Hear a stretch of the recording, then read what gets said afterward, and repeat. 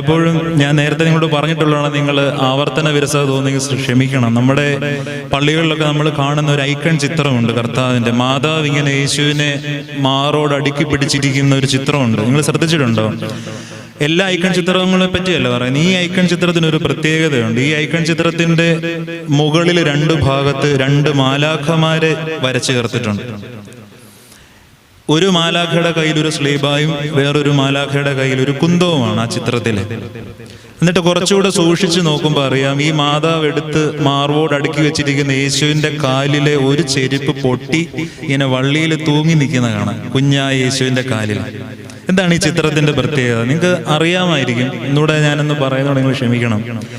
അതൊരു സഭാ പാരമ്പര്യത്തിൽ നിന്ന് വന്നൊരു കഥയാണ്. അതായത് കുഞ്ഞായ യേശു കുഞ്ഞിങ്ങനെ കൂട്ടുകാരുടെ കളിക്കുമ്പോഴേ ഒരു രണ്ട് ദൂതന്മാര് വന്ന് കർത്താവിന് ഒരു ദർശനം കൊടുത്തു.